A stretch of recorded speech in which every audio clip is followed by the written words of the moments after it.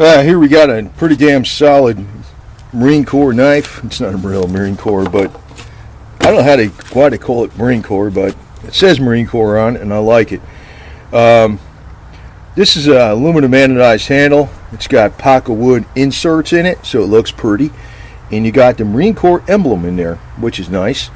Now, I want to show you compared to the other USMC, which, I don't know what the heck they mean by officially licensed or what the heck. This one is the one I was showing before. I would usually carry in my boot, but now I got the bear paw in there. Opens up nice. Now, this one is significantly heavier. But it's got, you can open it with this right here or that. So you can open it that way on the back of the blade. It's from M-Tech. Or you can open it with a flip this way, which I like. That's good. It's got the clip on it, right? It's significantly heavier than this knife. You can even see, this is, by the way, this is under the hood on my El Camino, so you even see the blade is thicker, visibly thicker, visibly wider. Even the cut, like the way this comes up, it thins out closer to the edge. Little shorter blade, well, maybe not.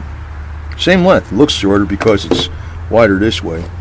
Still says Marines, the few, the proud, from M-Tech, USA. Designed in the USA, officially licensed by USMC, made in China. So it's not really, I don't know what the heck they mean by officially licensed by USMC. What is that? It doesn't stand for United States Marine Corps, I don't think, but who the hell knows. It's got a clip on there, it says USMC.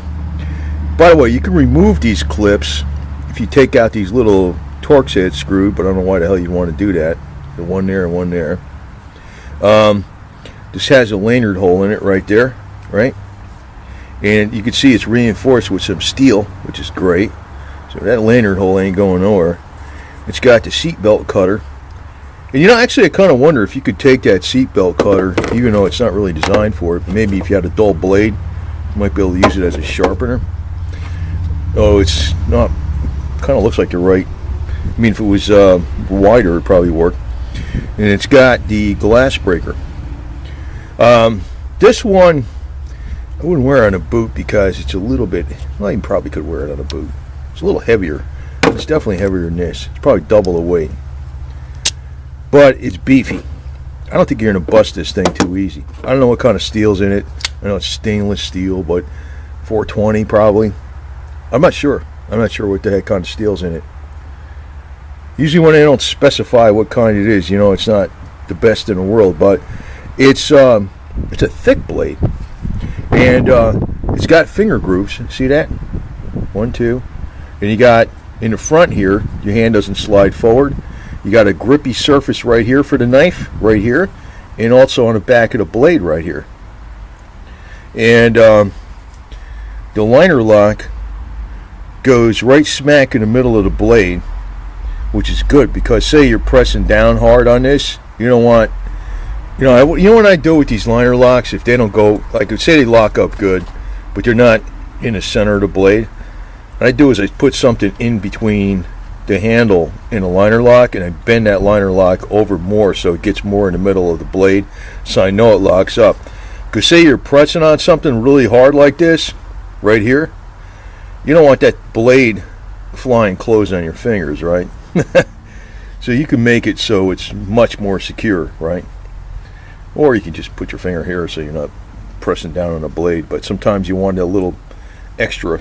Now the other thing is you got the serrated edge, which I like for wire stripping. So like for instance here I had to do on my El Camino, I do a little bypass for the water temperature sensor. The end of the wire was burned up from the manifold, so there was a little fix over here, just added a wire. A lot of times I don't use wire strippers, I use these serrated edge things. And like I said on the other Vicky video, the old mechanic used to taught me this. Yeah, I use a pocket knife all the time to clean these battery terminals out, Bucky. And he he never used those little wire brush things that they sell for the battery terminals. And then, you know, sometimes you got, you know, your fuel line breaks or something, and it's like right here.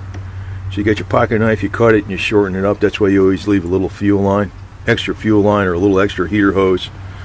As a side note, that's why you always put these extra hoses on here where this touches this, even though it won't rub through that easy. I always do that as a little added insurance. Well, I should throw that tip in here anyway. But your mechanic should always need knives. And this one is heavy enough that I think you could pry with it pretty good. Even though maybe this isn't some super duper steel. Look at the thickness of that thing, right? It's like double the thickness. Which double the thickness usually equates to a lot more than double the strength. Plus, it's wider this way. I don't think you'll break that blade too easy. And of course, it's got the fuller in there, which is not a blood groove. That's not a blood groove. It's a fuller. Just lightens the blade up. Even though that's not probably some crazy, real high quality steel, it's not bad. It's good everyday steel. And it closes real easy. And it's got the clip on there, pretty looking. It's got the little emblem on here.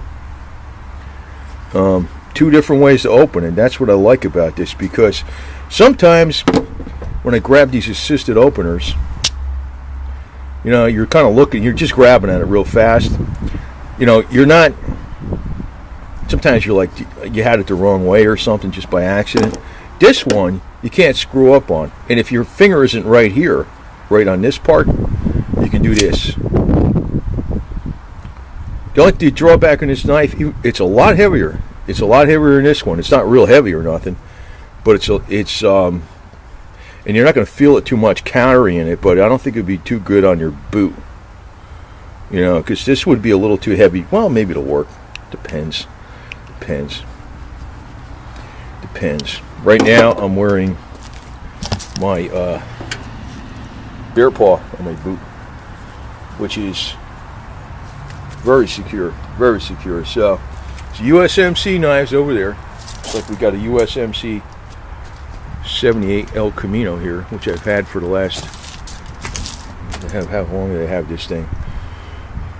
Oh, more than 25 years I've owned this thing. The 350 and a 4-speed and a posi. So it's my USMC El Camino. And we have our, you know, USMC blades. Marines, the few, the proud. I'm sure this is not used by the Marine Corps per se, but it's a nice knife. And if you were in the Marine Corps, somebody accused me of not being in the Marine Corps. I was like, get the hell out of here, man. Holy smokes, man. People online. Anyway, so it's, I think it's one of those Iron Mike, made in China. I don't know what the heck number on this is. What the heck is this number? It's, I don't remember the price. I think, you know, I'm buying these things because they're cheap. Because they're on Budk. They're not. I look at it with the reviews, actually, to tell you the truth. I see a bunch of 5-star reviews, and everybody's like saying, hey, this knife's great. And then I kind of look at the knife real careful and says, I want a lot more of these assisted openers. This bad boy is pretty freaking heavy duty. Even though I'm sure it's not made out of the best freaking stainless steel in the world, it's adequate. It's got every feature I like. It's got a big enough handle where your hand can grip it. It's got the seatbelt cutter, which can be something else cutter. It's got the glass breaker, which can be something else breaker. It's got the lanyard hole. It's got the serrated edge. It's got a substantially strong blade. It's got the gripping mechanism here for the back. You can grip it with your thumb on the back of the handle and also on the back of the blade. And you got two different spots. You can open it up from this part of the blade or the back nub of the blade. And it's very nice looking. It's aluminum anodized handle. It's got the clip on there. There's pack-a-wood inserts. This bad boy is not going to break that easy. It probably lasts you a long time if you don't abuse the crap out of it. I'm not sure what the heck it was. It was $9.99, $12.99. I'm not sure. I forgot. I think this was $9.99. This one might have been a couple bucks more. like $12.99. I'm not sure, but well worth it. It's an M-Tech blade. They open up very, very easy. I'm a big advocate of the serrated edge, and it's not for like defensive. Well, it could be for defensive purposes. I would have a gun and a knife for sure, but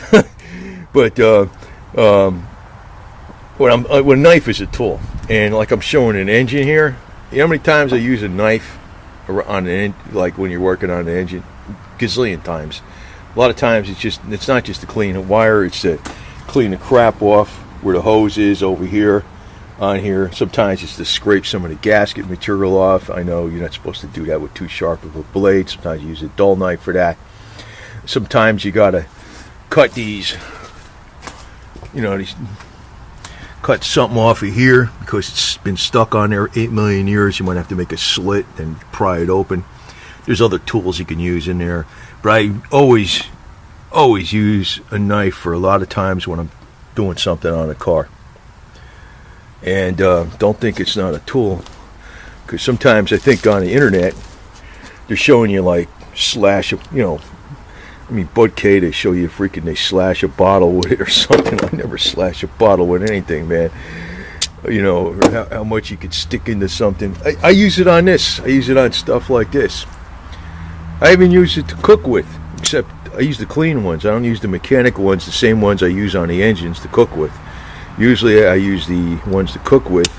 They're not coated black, they're stainless steel. But this one is an extremely nice, very sturdy knife. Now you could say it's not very sturdy because I think it's 420 stainless steel and it's not 420 HC like something that you would use in what do you call it? What is that place again? That USA knife, out buck knives. But it's pretty thick. It's thick and it's wide, and the design lends to the strength too, because the thickness goes all the way up to here, the way the blade comes to a point. So this is actually a great tool. So highly recommend it. Anything I'm getting, I buy for myself, and I'm buying extras of these because someday I might need them. Seriously.